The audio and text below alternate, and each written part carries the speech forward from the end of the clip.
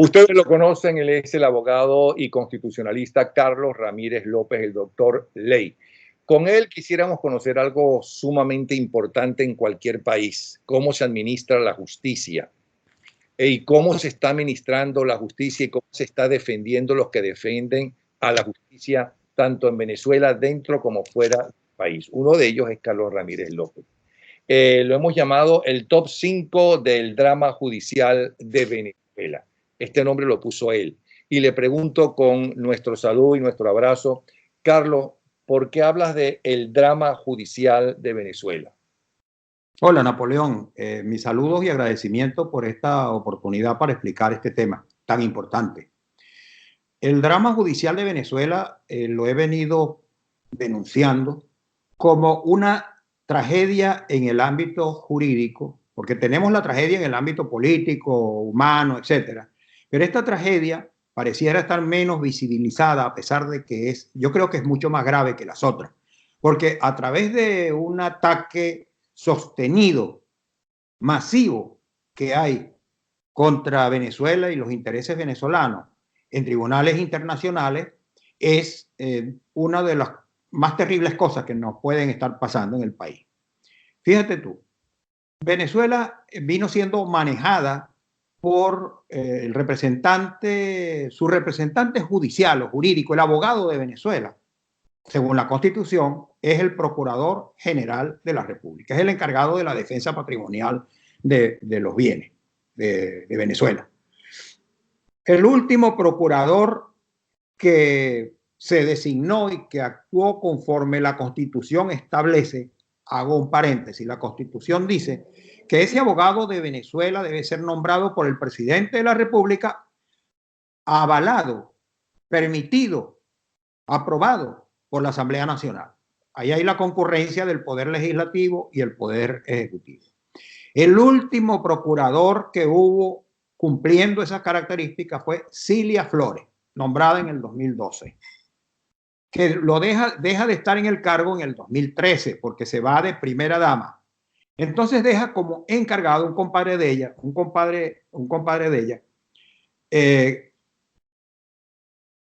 sin que lo autorizara la Asamblea Nacional. No fue autorizado. Entonces el abogado de la República queda encargado de la Procuraduría, sin autorización. Eso era legal, eso constitucionalmente se podía hacer, que sin que lo aprobara la Asamblea Nacional, ella podía dejar a X personas. Por supuesto que no, ella tenía que haber participado en la Asamblea Nacional, que se va a ir del cargo para que se nombraba, aquí está el otro que nombraron, y se requiere la aprobación de la Asamblea Nacional. Y eso no fue denunciado por los líderes de la oposición o los diputados de la oposición. Sí, como no, fue denunciado y fue planteado. Pero entonces este señor, Manuel Galindo, se quedó allí por unos meses y a los pocos meses, por cierto, fue nombrado Contralor General. Y él, que es encargado, que era un encargado, a su vez dejó a un encargado cuando se va de Contralor. Deja a Muñoz Pedrosa, un abogado de la confianza de ellos. Entonces es el abogado de la República.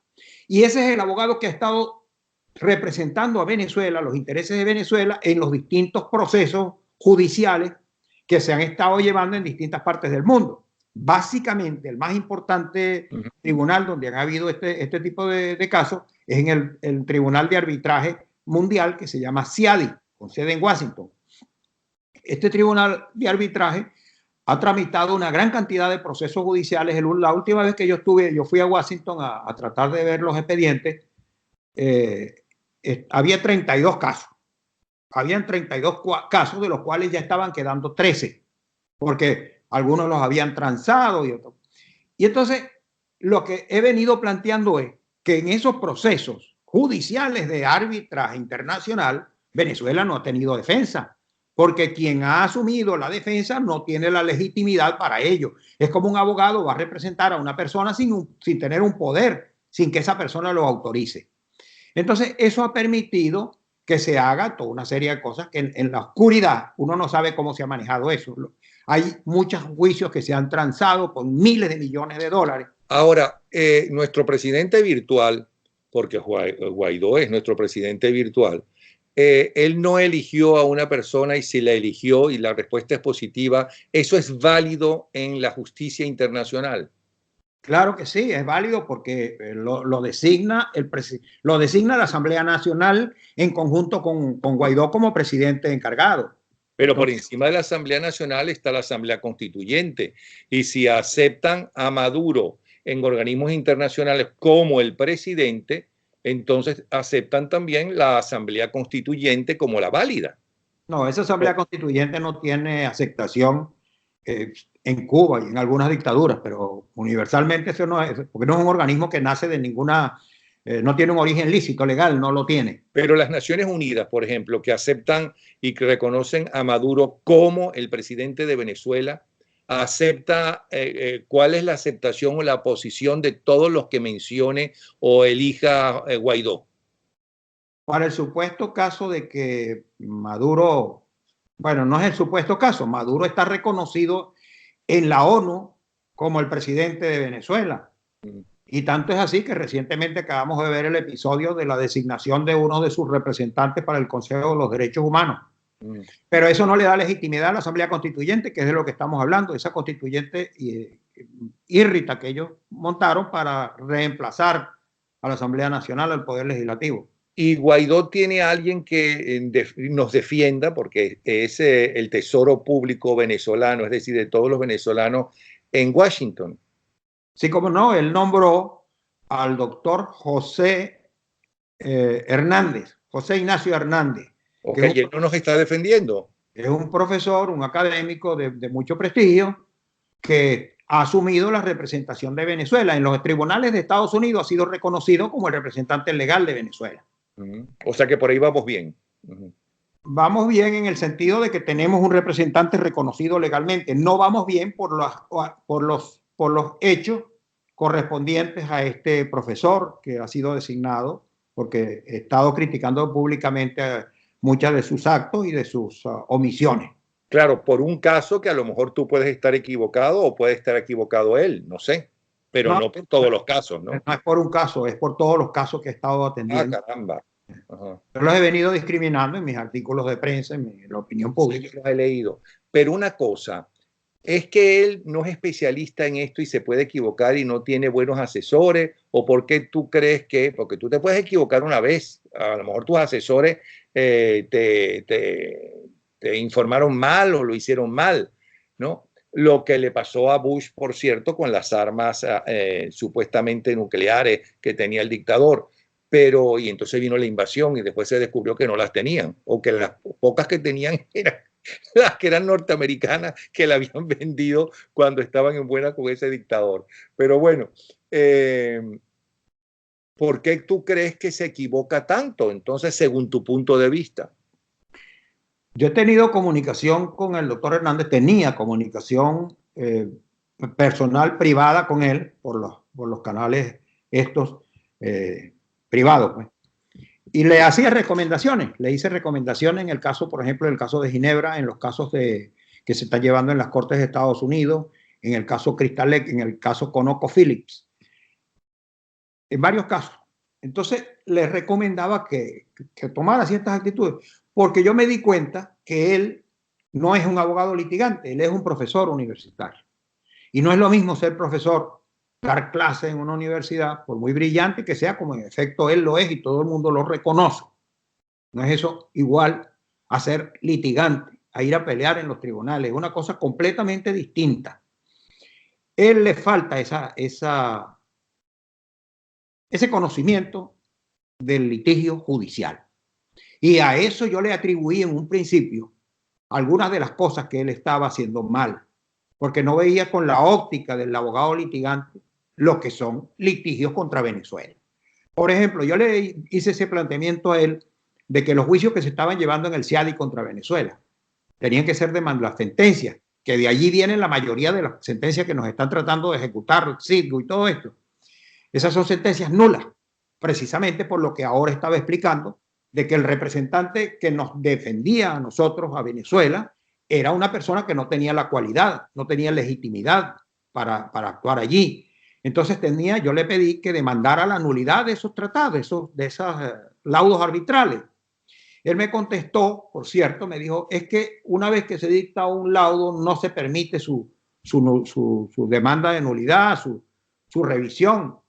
Ahí ya también me di cuenta que él no estaba manejando el tema. Le dije, claro que sí, que ya yo había visto todo el estatuto del CIADI y en su artículo 52 permite expresamente pedir la nulidad de un fallo. Y ha ocurrido y se han declarado sentencias anulando determinados fallos del CIADI. Y de esa CIADI provienen los casos de Crystal, de Owen, Illinois, de ConocoPhillips, precisamente de esas circunstancias. Él tuvo que haber pedido, demandado la nulidad de esas decisiones ante las autoridades. Fíjate que, ¿dónde se ejecuta? Porque el CIADI dicta las decisiones, lo que se llaman laudos arbitrales, son las sentencias del CIADI, y las van a ejecutar en Estados Unidos. En cortes de los Estados Unidos se ordena la ejecución. Entonces ahí se decretan medidas de embargo. Yo le planteé a él, pida, en primer lugar, allí le critiqué una vez que fue y pidió, era un aplazamiento de 120 días para el pago de uno de esos fallos. Yo le dije, no hay que por qué pedir plazo para pagar, hay que pedir que se declare la nulidad de ese laudo arbitral, porque Venezuela eso es un juicio sin defensa, violando la legítima defensa, que es una cosa, un derecho de carácter universal. No, él no lo hizo, pidió un plazo para pagar. En otros casos, él también ha incurrido en actos como estos. Ok, pero dos preguntas. La primera, ¿acertada o no la posición de él o la tuya? ¿Se ha perdido dinero con el trabajo de él? ¿Ha perdido algún juicio hasta ahora o todavía no hay sentencia en ninguno de esos juicios en los que él ha defendido a la nación, equivocadamente o no? Bueno, fíjate una cosa. Te voy a poner un caso. ConocoPhillips. ConocoPhillips Solamente dime sí o no. Porque sí, en los casos lo vamos a... sí se ha perdido. Sí se ha perdido dinero. Sí se ha perdido. Sí. Y tú lo has llamado a decirle por qué esa razón. Él cortó comunicación conmigo cuando tuvimos un impasse con el caso de Ginebra. Yo sé. Yo recriminé no haberse metido a intervenir en ese caso. Allí inclusive te sacaron de medios exactamente porque no estabas de acuerdo con la posición. Yo denuncié esa actitud. Que me parece inaudita, pero bueno. Ok, bueno, perfecto. Eso por un lado. ¿Por qué crees tú que se equivoca tanto? Uno, por eso, porque no tiene la condición de abogado litigante, pero ya ha advertido. Pero, tú dices que es brillante, que todo el mundo lo reconoce como brillante, como tú dices que es una persona excelente, creemos tú y yo que es una persona honesta. Entonces, ¿por qué crees que no te escucha? ¿No será que sencillamente no está de acuerdo contigo él y sus asesores? Él se está moviendo en un círculo de, digamos, personas que están en el mundo de la negociación, que ven esto, por ejemplo, nos condenan a pagar unas cantidades exorbitantes de dinero. Lo que hay es que buscar cómo hacer para llegar a acuerdos, reestructurar las deudas y pagar de manera que podamos pagar. Pero entonces ese grupo de personas no son abogados tampoco, son economistas, son gente acostumbrada a ese tipo de actividades de renegociar deudas, por supuesto, con unas grandes ganancias, porque eso deja son muchísimas cantidades de dinero las que están de por medio, y ganan más dinero haciendo ese tipo de acuerdos que metiendo hacia un pleito judicial. Entonces, él ha estado bajo esa óptica de buscar acuerdos para reestructurar y pagar aun cuando las deudas son ilícitas. Yo he tenido la posición contraria. Si la deuda es ilícita, no se puede pagar. Hay que pelear. Para eso están las leyes, para eso están los tribunales, para eso estamos los abogados. Okay. Esto es una parte de lo que está viviendo en justicia Venezuela. ¿Cómo está la justicia en líneas generales en Venezuela? ¿Y cuál es la diferencia de la justicia actual a la justicia de hace 25 años o 30 años o 40 años, las famosas tribus, inclusive una justicia y un Tribunal Supremo de Justicia que le dio el gran golpe a la democracia venezolana, que no fue precisamente el golpe frustrado del 4 de febrero ni del 11 tampoco, sino fue la destitución de Carlos.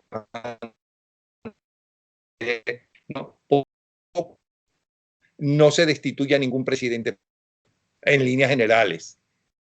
Destitución política. Entonces, ¿cuál es la diferencia? Bueno, En realidad la justicia venezolana viene siendo muy maltratada desde mucho tiempo atrás. Hubo una justicia cuando recién caído el gobierno de Pérez Jiménez, comenzó la nueva democracia. Entonces, allí hubo un diseño que se avanzó en él de constituir un sistema de justicia confiable. Hubo en principio una justicia confiable en los primeros años de la democracia. Pero eso se fue degenerando en la medida en que fue también degenerándose el estatus político de la época. Lo que tú estás diciendo es muy cierto. Acción Democrática y COPEI envenenaron el sistema judicial del principio, así como degeneraron todo el sistema político venezolano. Comenzaron a crear las élites, tanto políticas como económicas como judiciales. Nos acordamos bien de lo que tú estás mencionando. Las tribus judiciales. Había las tribus judiciales de Acción Democrática que dirigía Morales Bello, y había las tribus judiciales de partido COPEI que dirigían también personas de la misma categoría.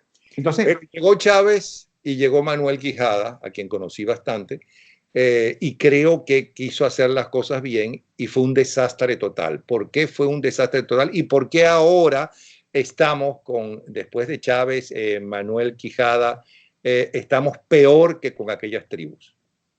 Precisamente porque allí estuvo, todo ese procedimiento estuvo marcado por la política de Hugo Chávez de apoderarse de todo el sistema y acabar con el sistema de distribución de poderes en el país. Él quiso ser el único poder. Entonces, ¿qué hizo? Pero espérate un momentico. Yo no creo que Manuel Quijada estuviera jugando para que Chávez fuera el único poder, porque para empezar, Chávez no soportaba a Manuel Quijada y Manuel Quijada lo sabía. Bueno, Manuel Quijada ejecutó uno de los actos más terribles en favor de instaurar una dictadura en Venezuela. Te voy a decir por qué. Lo conocí y lo viví.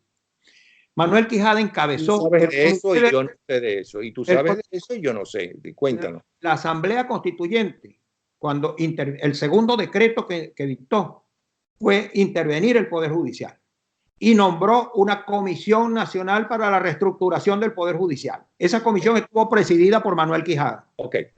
La intervención del Poder Judicial, tal y como estaba con las tribus, correcto, era conveniente. Sí. Ok, pero entonces esa cosa conveniente que necesitaba el país, ¿por qué perjudicó a la larga y lo hizo peor? Lo hizo peor porque entonces Manuel Quijada, ejecutando esa tarea que le dio Hugo Chávez a través de la Asamblea Constituyente, Luis Miquilena le dio esa tarea. Lo primero, entonces, suspendieron todos los 2000 jueces del país. Él, y tenía a su mano derecha a un abogado de Valencia, ahorita no recuerdo el nombre, que era el ejecutor. Y entonces suspendieron los jueces sin atenderse a ningún proceso de derecho a la defensa, porque allá habían también gente honesta y deshonesta, no todos eran unos pillos. Como en todo. Sí. Como en todo. Y entonces comenzaron, pero eso sí, comenzaron a llenar esos cargos con gente afines políticamente, afines personalmente, sin ponerle mucha atención a quienes estaban metiendo allí, a sus currículos. No hubo una selección adecuada para tener un nuevo Poder Judicial sano, no lo hubo. Entonces, de allí parte todo aquel entramado judicial que nosotros tenemos posteriormente. Ese es el origen. Incluso el Tribunal Supremo de Justicia lo nombran sin que se hiciera ningún procedimiento de revisión, como establecen las reglas de la Constitución, para nombrar a estos magistrados. Ellos los nombraron allí y fue intocable. No se podían revisar sus credenciales ni sus cualidades profesionales, nada. Ellos se quedaron allí. Y entonces, a partir de allí, llegaron, se instauraron ¿cómo se llama? La Sala Constitucional, que comenzó a hacer lo que le dio la gana y a emitir sentencias y a dictar leyes y a hacer todos los desastres que Chávez quería que se hicieran. Sí. Pero tengo entendido que antes, ¿no?, se escogían a los magistrados no necesariamente por su currículum, que era mucho más importante que después, eso es cierto, sino cuál es la cuota que me corresponde a mí como adeco y cuál es la cuota que te corresponde a ti como copellano. Si Copey estaba en el poder, bueno, te correspondía una cuota mayor que la de Acción Democrática. Por lo tanto, era, yo no sé, pero yo creo que la Constitución del año 61 dice que los que tienen que escoger a los jueces y a los miembros del Tribunal Supremo de Justicia tienen que ser los intereses políticos, porque no hay nada peor y más peligroso que juntar la política con la justicia.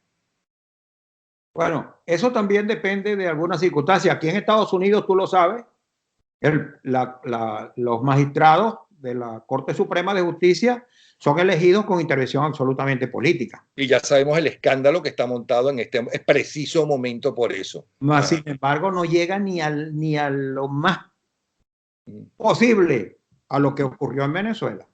En Venezuela nombraron a cualquier persona. La Constitución dice ¿qué dice sobre la escogencia de los miembros del Tribunal Supremo de Justicia y de los jueces? ¿Dice algo de eso? ¿Hay alguna especificación sobre quién debe escogerlo o cómo debe escogerse? Bueno, la Constitución no hace esos detalles, pero hay las leyes que sí las establecen, que hay que establecer un comité de postulaciones judiciales, que hay que revisar las características de la persona, sus condiciones profesionales, sus condiciones morales, éticas y morales.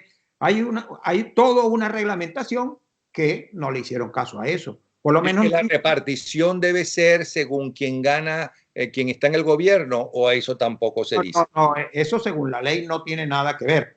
Supuestamente eso es solo respondiendo a la calidad profesional, ética y moral de las personas a que se van a entregar los cargos.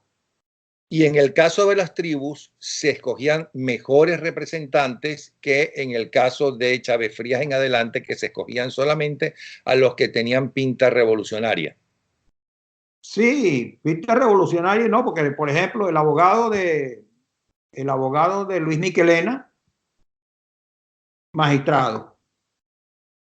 El abogado de los líderes del chavismo, casi todos pasaron a ser magistrados sin tener ninguna calificaciones para ello. Algunos la tenían, algunos tenían las calificaciones. Hubo gente ahí de mucho mérito intelectual. Entonces, pero al fin y al cabo nadie revisaba sus actos. Nadie tenía que ver si eran unas personas con las cualidades que requerían la ley, que requería el país, ¿no? Okay. Entonces, teniendo en cuenta que ni tú ni yo vamos a defender cosas indefendibles o pertenecemos a ningún grupito a favor o en contra de algo, porque que yo te conozco, no perteneces a ningún grupo, ni te está pagando nadie para que hagas tus viajes y para que hagas tus investigaciones y demás. Y yo menos, yo nunca pertenecí a ningún partido político, sino estoy buscando la verdad. Entonces, según tu punto de vista, ahora estamos peor o mucho peor que hace 30 y 40 años en cuanto a impartir la justicia en Venezuela. Mucho peor, sin duda alguna, estamos mucho peor, Napoleón. Ahorita no hay un sistema judicial del país. Lo que hay estos son funcionarios del gobierno, empleados del gobierno. Los jueces son empleados del gobierno. Así de simple. Que le ponen el sello de un tribunal a arbitrariedades de toda naturaleza. Ok. Mucha gente dirá, nada nuevo, eso ya lo sabíamos. Sí, ya lo sabíamos, pero lo está diciendo un especialista, un abogado, un luchador que tiene base para decir todo lo que está diciendo. Por eso es que le hago estas preguntas que parecen unas perogrulladas, ¿no? Que sabemos la respuesta, pero que es importante que un especialista lo diga y no yo, que no sé nada de justicia. Eso por un lado. Entonces vamos con esto que tú has llamado top 5 del drama judicial de Venezuela. ¿En qué caso pondrías en el quinto lugar? ¿Y por qué? Bueno, vamos a comenzar lo de la graduación por el tiempo en que se han desarrollado los procesos. Son muchos, pero como vamos a hablar de 5, vamos a tratar de resumirlo. Oye, y los casos más graves en cuanto a la pérdida de la nación o la posible pérdida de la nación del tesoro de todos los venezolanos, claro. Yo comienzo a ver estos casos internacionales. Yo lo que soy, como tú lo sabes y lo has dicho, yo soy abogado litigante. Tengo más de 40 años como ejerciendo en los tribunales, litigando. Me llama mucho la atención, el primer caso es el de el conocido... O sea, quinto, el que estaría en el número 5, ¿no? Bueno, sí, pero fue el que marcó el inicio de la revisión de lo que está ocurriendo en este ámbito, ¿no? Es el caso US PDVSA Litigation Trust, que se desarrolló en una corte del Distrito Sur de la Florida, en Miami. Allí ocurrió lo siguiente.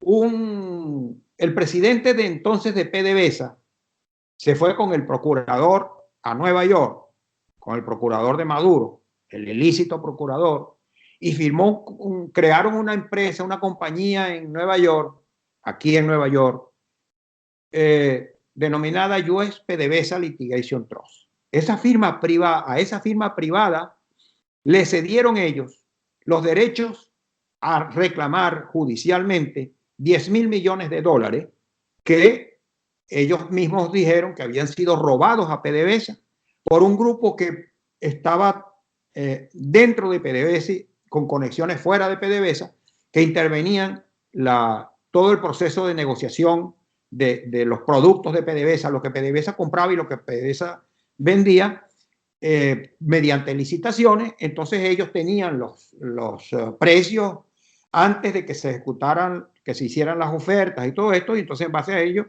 se fueron sustrayendo esos 10.000 millones de dólares. Se intervinieron las computadoras de PDVSA, etcétera, etcétera.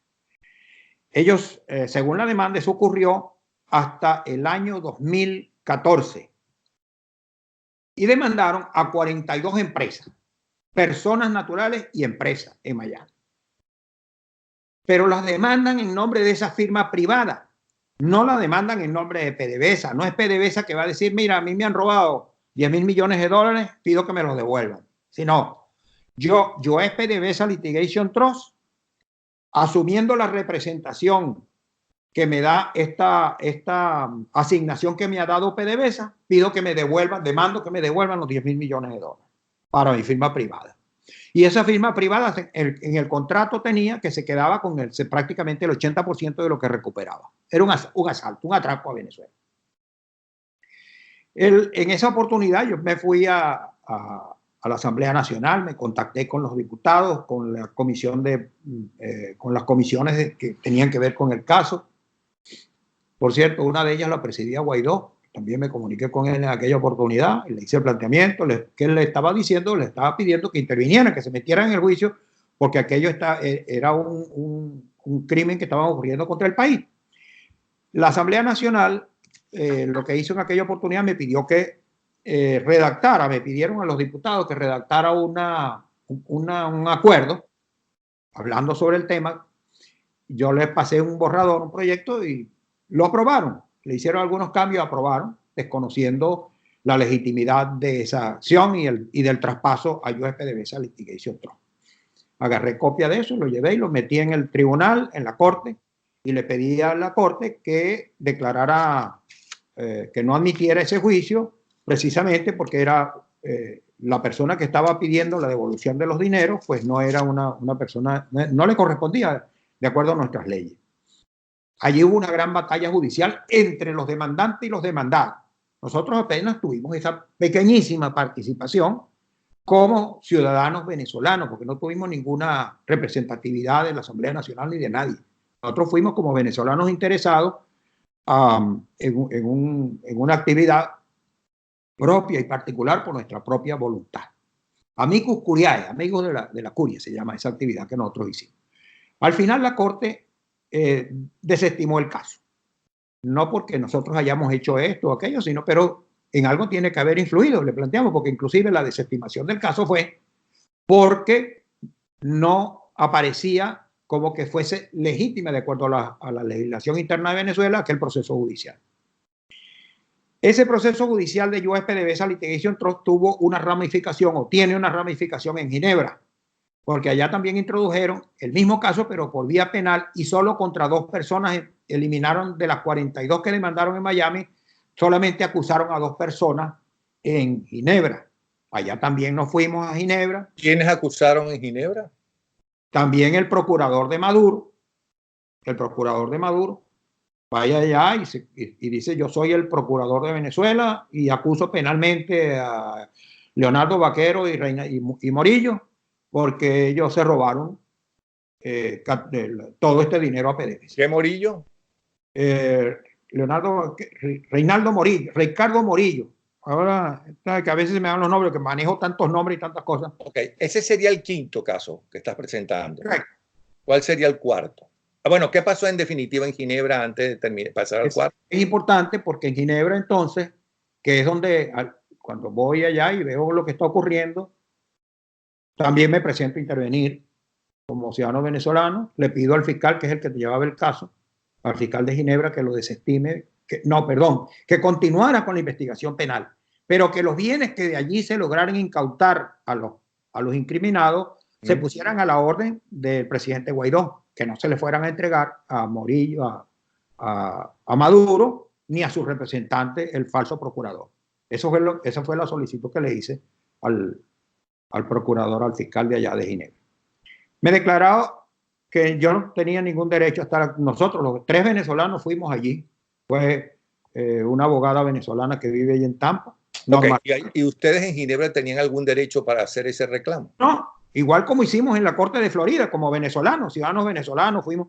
Es un derecho que hay, más o menos reconocido. ¿Y qué pasó en conclusión? Perdona no, que te... No. Entonces ahí entré en comunicación con el procurador José Ignacio Hernández y le pedí que interviniera él, porque me estaban diciendo que yo no podía intervenir, no tenía autoridad. Intervenga usted, que usted es el procurador legal de Venezuela. Evadió, no hubo manera que se metiera en el proceso. ¿Y cómo quedó el proceso? A nosotros nos expulsaron del proceso, yo apelé y fue a una corte. corte. Ya se emitió...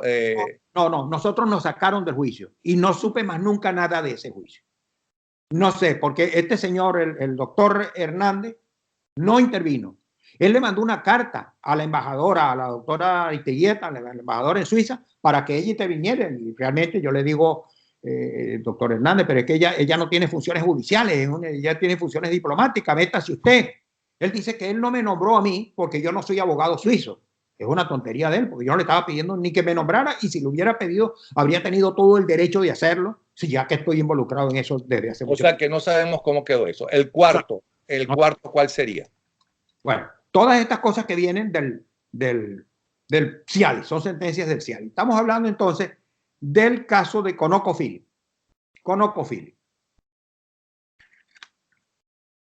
El CIADI condenó en 8.700 millones de dólares a Venezuela por un juicio que le siguió en el CIADI.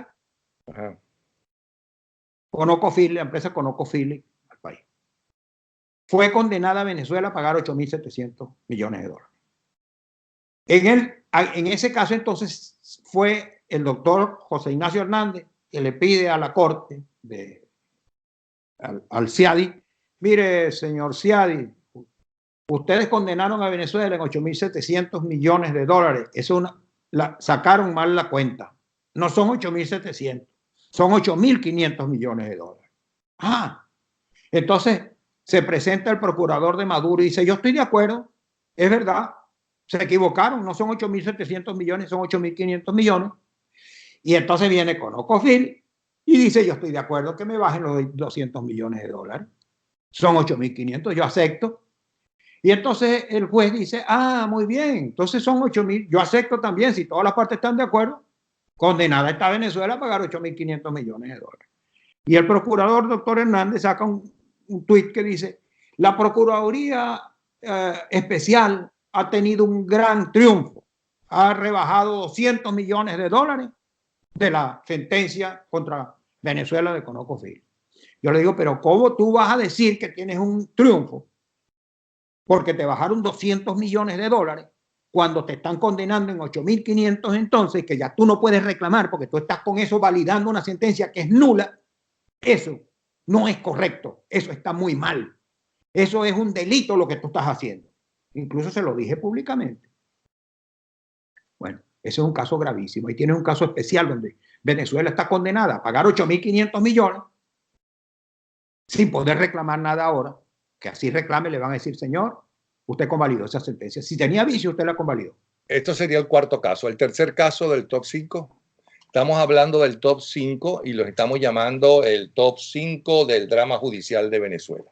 Tenemos el caso de Owen, Illinois, que es otra condena del CIADI por 500 millones de dólares que demandan también la ejecución en un tribunal de Estados Unidos. Entonces, en vez de pedirse la nulidad del fallo por la misma circunstancia de que es ilícito una sentencia del CIADI sin defensa del país, entonces el doctor Hernández se fue a pedir que no lo ejecutaran todavía, que le dieran 120 días de plazo para pagar. ¿De dónde va a sacar? Iba a sacar en 120 días para pagar 500 millones de dólares que no los hay. ¿Y por qué? En el caso de ConocoPhillips, es decir, está aceptando que hay una deuda, aunque tu punto de vista es que esa deuda fue contraída ilegalmente, por lo tanto podía protestarse. Correcto, correcto. Es así, debería atacarse. Ahora, tú me perdonas, Carlos, pero me parece muy extraño. Primero me estás dando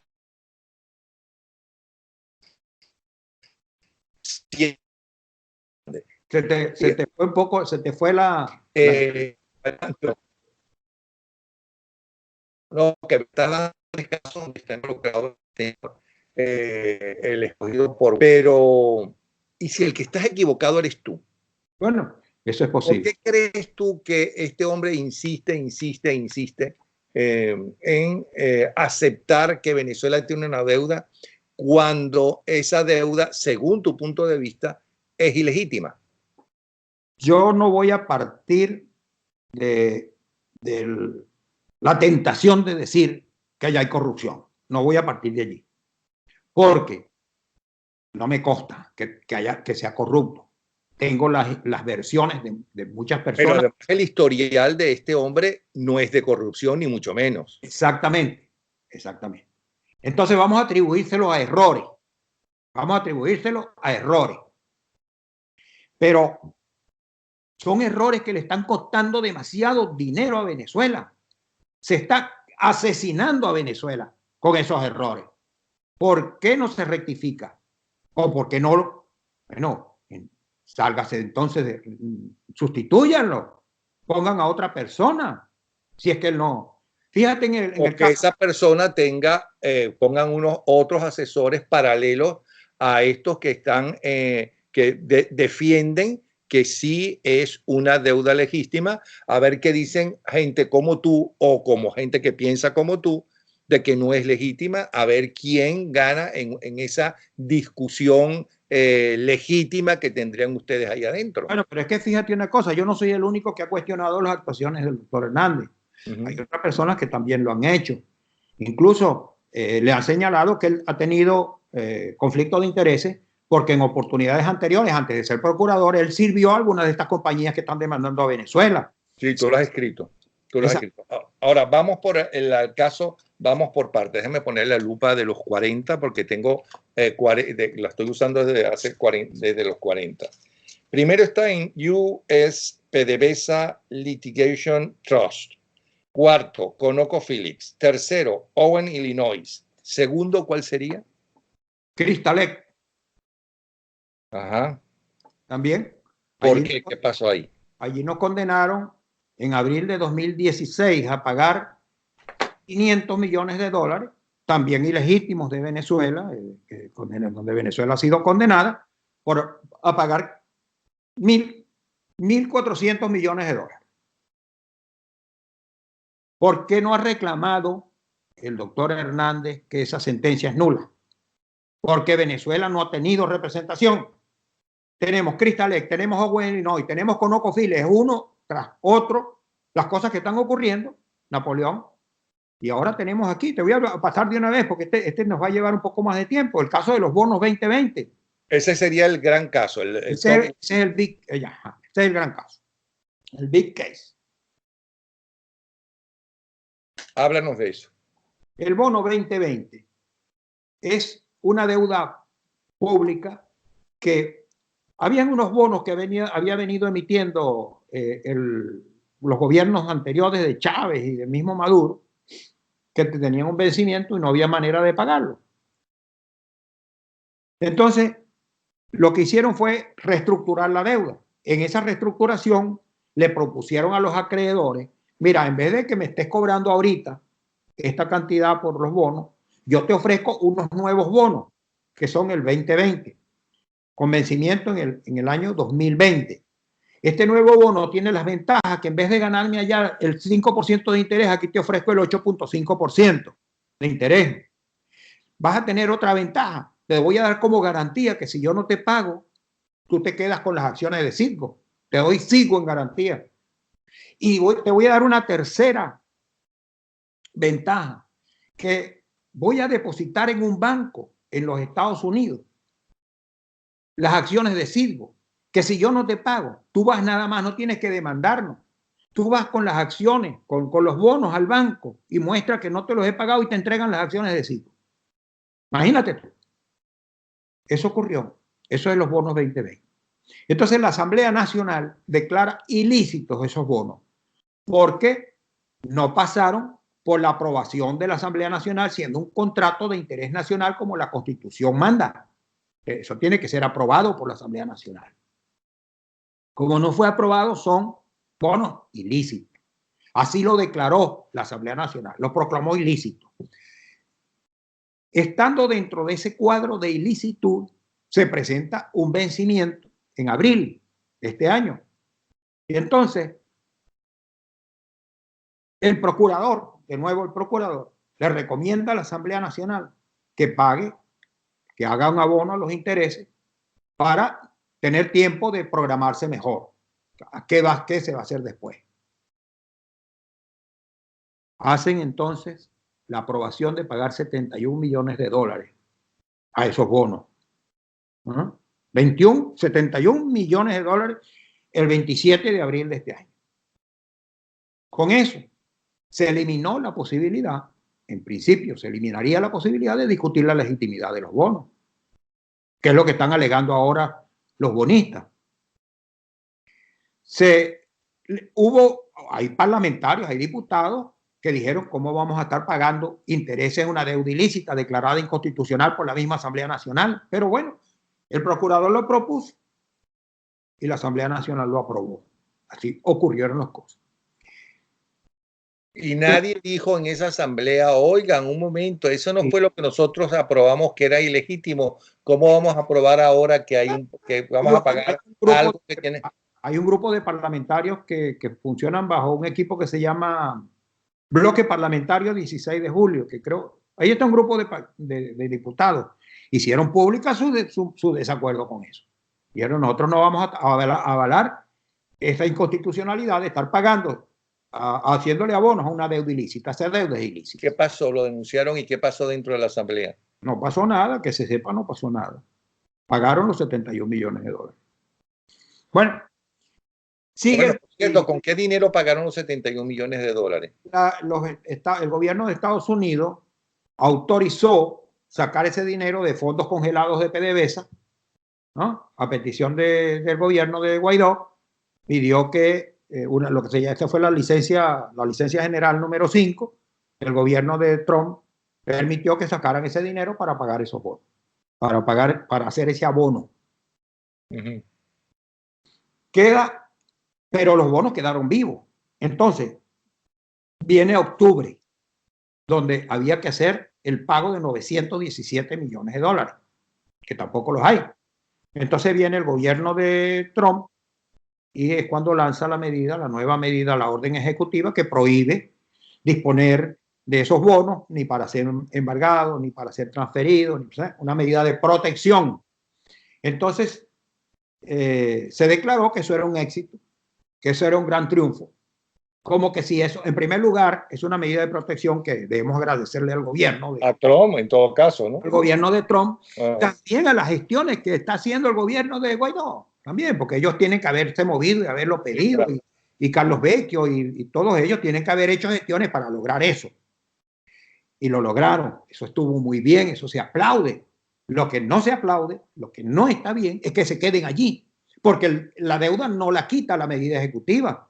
Eso hasta dentro de 3 meses tú no puedes hacer nada, pero a los 3 meses y un día puedes demandar y puedes hacer lo que tú quieras. Ahora, yo lo que no entiendo, hay algo que me parece muy extraño, porque si yo soy dueño de buena parte de esos bonos, ¿no? Y me los declaran ilegales la Asamblea Nacional, pero después la misma Asamblea Nacional dice que hay que pagar un abono, con lo cual está diciendo que voy a pagar un abono de unos bonos ilegítimos, ¿no? Con lo cual está revirtiendo lo que habían dicho previamente y en la práctica queda como que sí son legítimos. Yo con mis abogados utilizaría a mis abogados para defender mi dinero invertido en esos bonos por la segunda acción de la Asamblea Nacional. Pero de todas formas es algo incongruente, cómo hacen una cosa y otra. Pregunto sin saber nada de justicia. ¿Cómo entiendes y explicas tú eso? Mira, cuando yo fui a una de las primeras clases en Derecho en la universidad, el profesor yo le pregunté que cómo hacíamos nosotros, los estudiantes, para aprendernos todas esas leyes, que eran muchísimas leyes. Y digo, mire, usted no tiene que saberse todas las leyes, eso se las va a ir sabiendo al principio. Pero cuando usted tenga un problema, esté frente a un problema de naturaleza jurídica, usted busca lo que le dice la lógica. Lo que le diga la lógica, con toda seguridad, estará en una norma de derecho. Que es lo que tú acabas de decir. Yo no sé nada de justicia, pero me parece ilógico.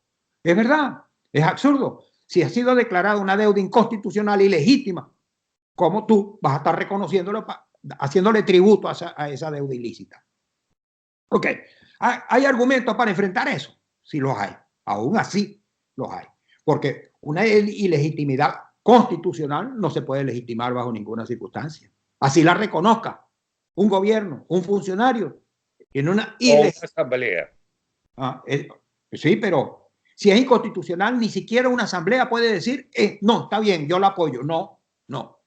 La Constitución está por encima de la asamblea.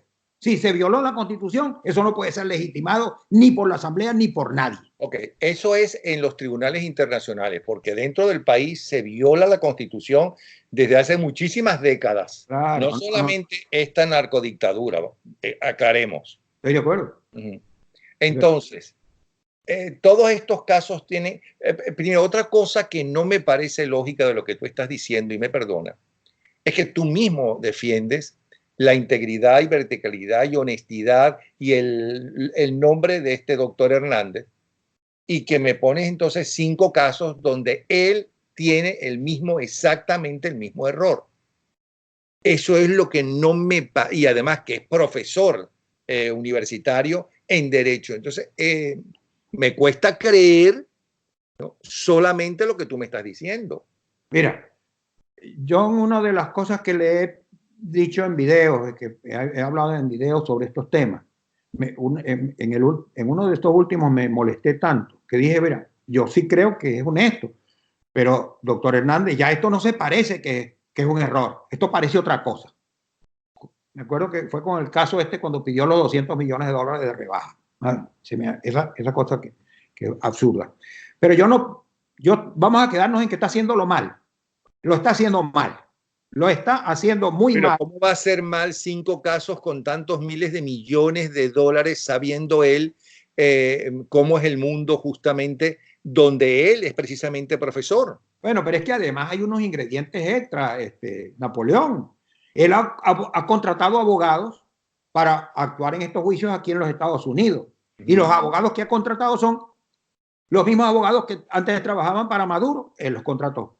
Están trabajando ahora para Venezuela. Con lo cual eso puede, yo podría pensar, bueno, está contratando a los abogados que antes tenía Maduro exactamente porque saben cuáles son las triquiñuelas y estas cosas. Esos abogados entonces ahora saben más que unos que estarían recientemente, que entrarían recientes y tendrían que estudiar qué había pasado antes. Eso sería una defensa buena que tú le podrías hacer, pero ahí hay un claro conflicto de intereses, porque si tú has tenido como cliente a mi enemigo hasta ahora, y que va en un tribunal a tener que enfrentar la tesis del otro, pues eso queda cuestionado.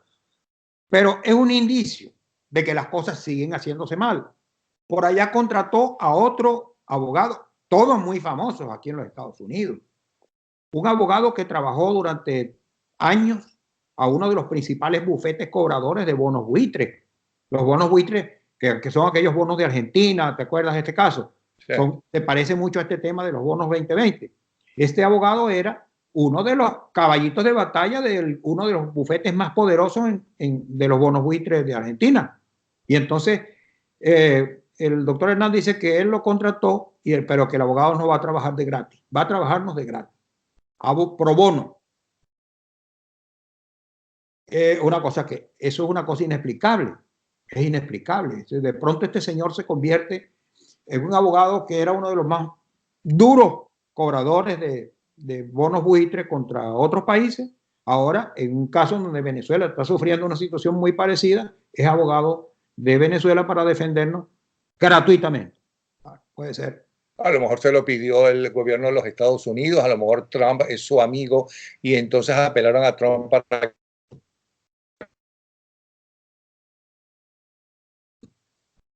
conmovido con los asesinatos y lo que está pasando en Venezuela, qué sé yo, o a lo mejor es otra cosa, pero eso no me dice nada. Ahora bien, yo quiero aclarar una cosa. Ni Carlos López, y me atrevo a hablar por él, ni yo tenemos nada ni a favor ni en contra del doctor Hernández. Ramírez López. No, del doctor Hernández. Carlos López. ¿Cómo? Dijiste, ni Carlos López ni yo. Por eso, yo estoy hablando en nombre de los dos y tú me dirás que tú no estás de acuerdo. Ramírez López. Cuando quiere, Ramírez López, cuando quiera, él tiene este espacio para explicar a los venezolanos. Porque como yo le decía el otro día a Alberto Federico Rabel, ¿no?, a quien se le pidió, o Guaidó le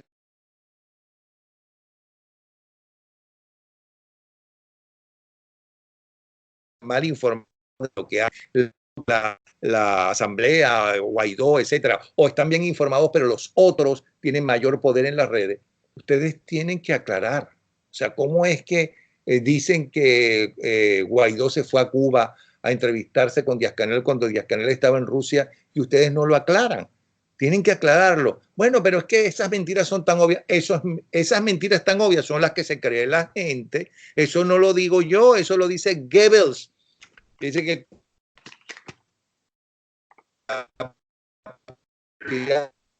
un escándalo.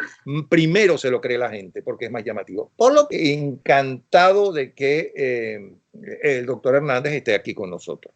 Y te aseguro que Carlos Ramírez también estaría encantado de que diga sus puntos de vista, ¿o no, Carlos? Es que una de las cosas que yo he estado pidiendo es que se hable al país. Cada una de estas medidas que se tomen, de repente tienen explicaciones.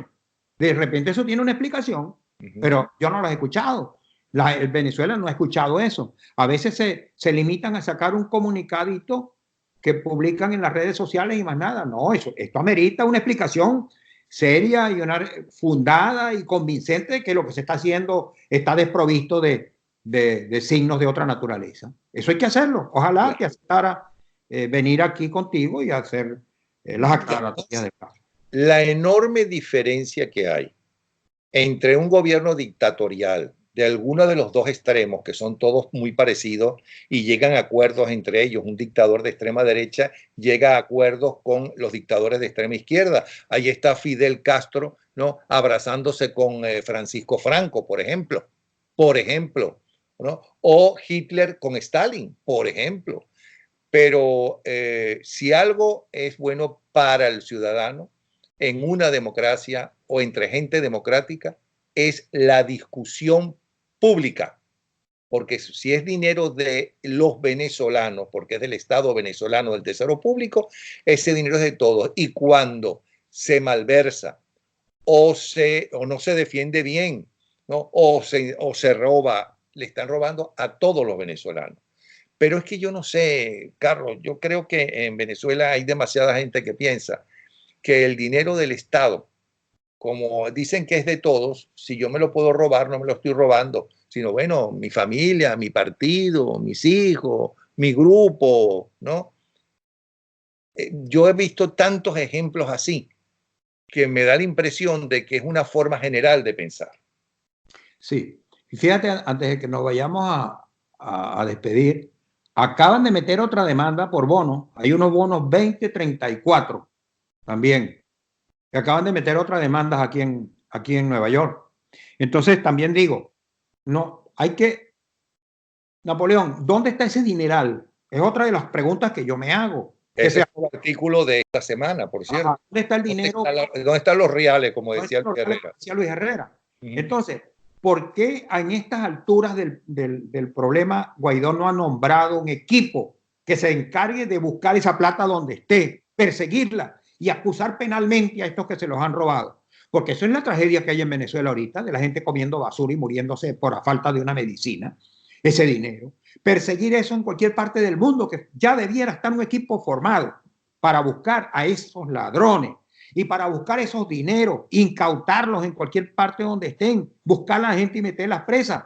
¿Por qué no se hace eso y no se hace un programa para eso? Pero alguien me dijo que ese equipo existía, que se tenían los nombres y demás y que había un seguimiento en lo que se puede seguir porque acuérdate que muchos de los casos son muy difíciles de seguir, inclusive para los Estados Unidos y el seguimiento de la DEA, del dinero del narcotráfico. Alguien me dijo que por lo menos en el caso de los narcotraficantes, ¿no?, existía ya eso, pero que según el país era más difícil o menos difícil.